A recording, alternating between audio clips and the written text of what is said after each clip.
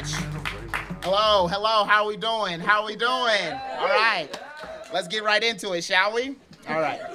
All of that was part of the essay. I'm really bad at beginnings as well, so I just thought that maybe I could wing it, but I'm bad at that too, so I just wrote it down in big letters to make it seem like a bit, because I thought that it would be like a good icebreaker, right? Okay, we're all having a fun time? Right? Okay, good. That means we're on schedule, because I wrote that down too. All right, awesome. This is actually a time capsule, because I'm writing this from hour 3 of a 5-hour flight on Spirit Airlines, just so that we can start off and you know where my mindset is at as we go through this. This is no hate to Spirit, because in fact, thanks to the help of a 20-milligram edible that I took before boarding, along with the lingering effects of various other drugs, such as my everlasting optimism, my general whimsy about life, and what can only be described as a super dose of shrooms, this has been a very comfortable flight. It's been a pretty comfortable flight. I can confidently say I'm an official member of the Spirit Squad. That's the name of people who both fly Spirit and are choosing to be happy despite being poor. I'm on my way home to visit South Carolina, because Los Angeles, it burns me out. I hate it here, man. Not because of y'all though, because y'all are dope. But no, it's just I did not realize how East Coast I was until I moved here and I had to be depressed in year-round perfect weather. That shit, you know how fucking stupid you feel laying in bed in an absolute drought of any positive thought, and then the outside looks like every fucking movie you've ever seen? Like, it's not natural. It's not natural for a place to look the same all the time. Y'all lie to yourselves in the winter when you put up them Christmas lights in the trees on the buildings. That does not make it feel like Christmas. That fake snow at the Grove doesn't make sense when it's 78 degrees outside. You're not fooling anyone, bitch. This shit still looks like August. And I put an author's note here because it's crazy that it rained this morning, the day that I wrote this. I was like, you see how this city has some fucking, like, spite against me or something? It'll happen now, but it'll never happen at 3 p.m. on a Wednesday when the only thing I've had to eat all day is a singular Pop-Tart in my tears. So I'm flying back to South Carolina. It's a place that also burns me out, but I've noticed I've had this pattern that I can convince myself that anywhere I am is actually a problem.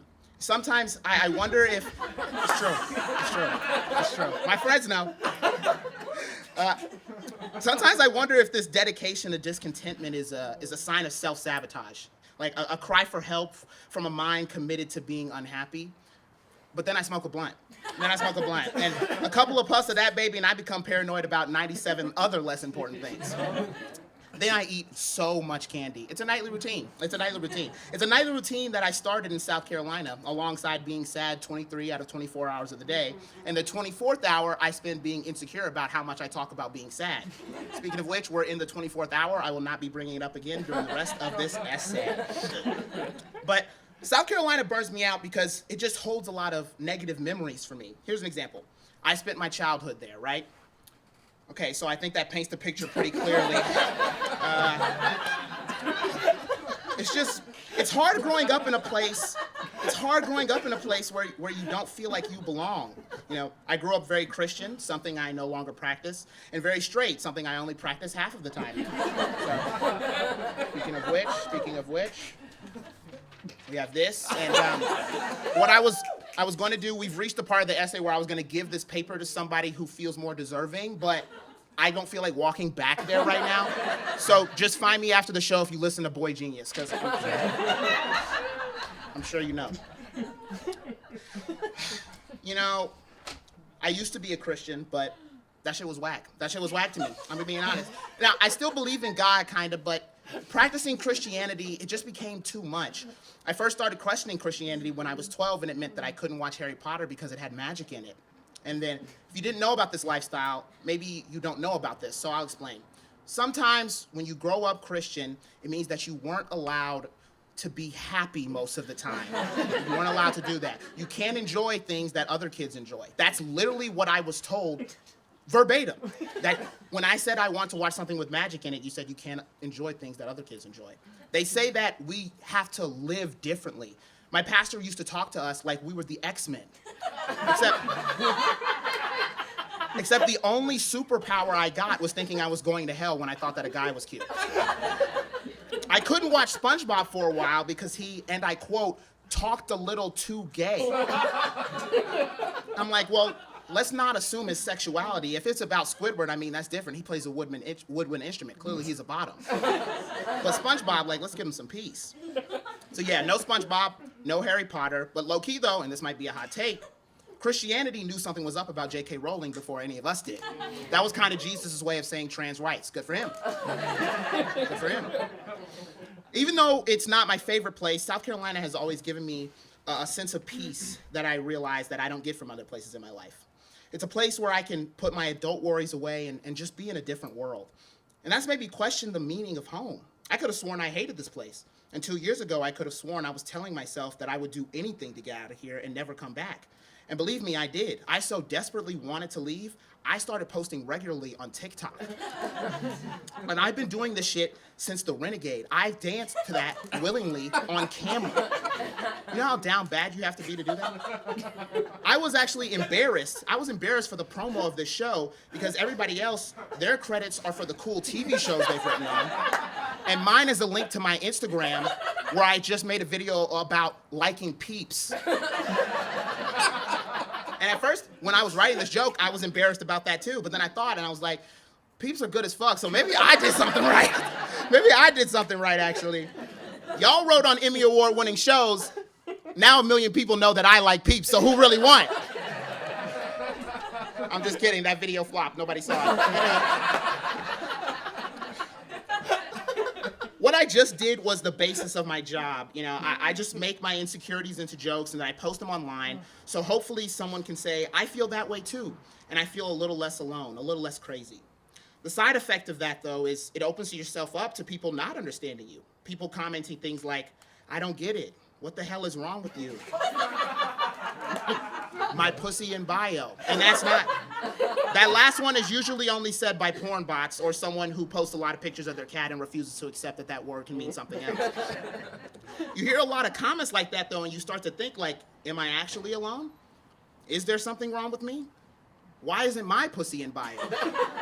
These are adult worries. You know,